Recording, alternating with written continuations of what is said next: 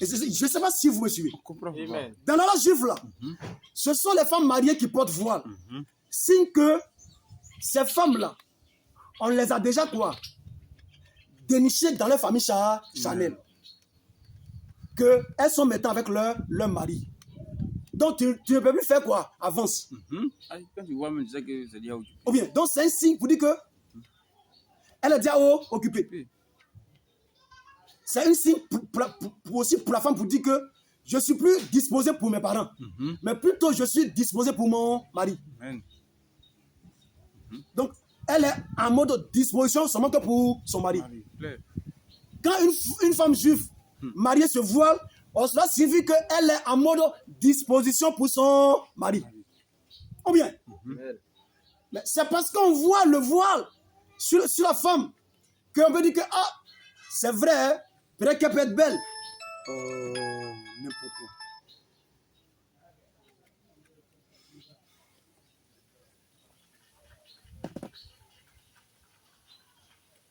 Amen. Amen.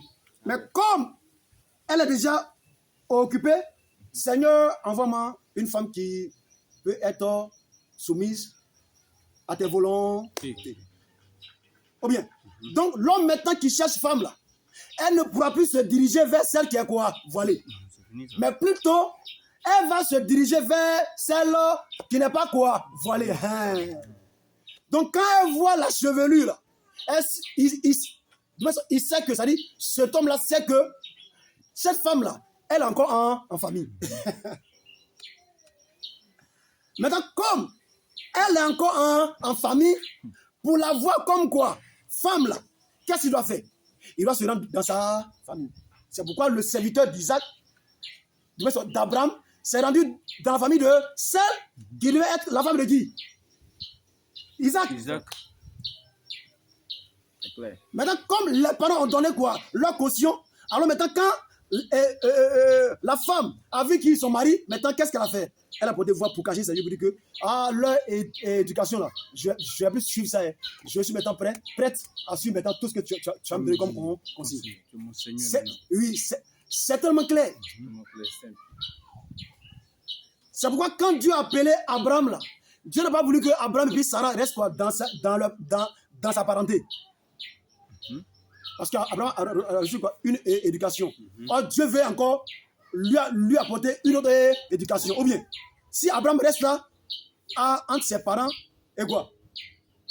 Il peut avoir masse. Oui, ça dit, les parents disent, Dieu aussi dit. Donc, toujours, il va avoir des embrouilles. Donc, Dieu dit, pour éviter ces embrouilles-là, Abraham, sors de ta parenté. Donc, le problème n'est pas charnel. Mais comme beaucoup ne sont pas nés de nouveau, ils voient que ce problème est quoi? Est charnel, non. Mais Dieu utilise les choses charnelles là pour nous donner de pouvoir réaliser la compréhension des choses qui sont spirituelles.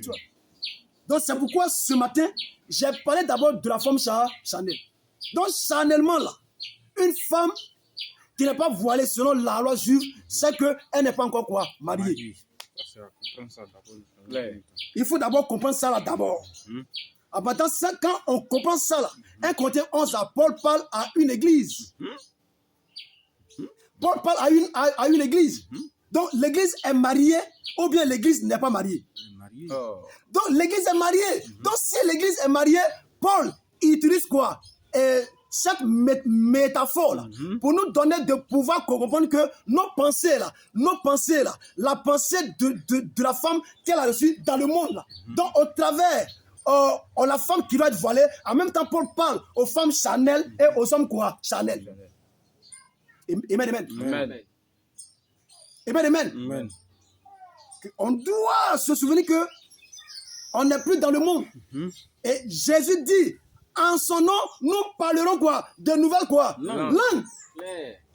De nouvelles langues signifie un nouveau quoi? Langage. Parce que la femme, là, elle parlait quoi? Le langage qu'elle recevait dans sa parenté charnelle ou bien. Maintenant qu'elle quitte sa parenté charnelle pour suivre son homme, elle doit parler le langage de son homme. C'est clair. Alléluia. Amen. Que Dieu nous bénisse. Amen. Donc, frères et sœurs, nous sommes toujours disposés. Donc, ce matin-là, on a presque fini. On reprend encore le live le mercredi. Je vais vous donner de quoi comprendre le cœur de 1 Corinthiens 11. Mais ce matin-là, ce que tous nous sommes appelés à retenir, dans l'Ancien Testament, les hommes même étaient voilés. Mais dans quel cas? Dans un cas de deuil. Et les femmes étaient voilées. Et ces femmes étaient divisées en deux catégories. Les prostituées et les non-prostituées. Au sujet des non-prostituées, celles qui pouvaient porter le voile, c'est celles, bien sûr, qui sont déjà mariées. Que Dieu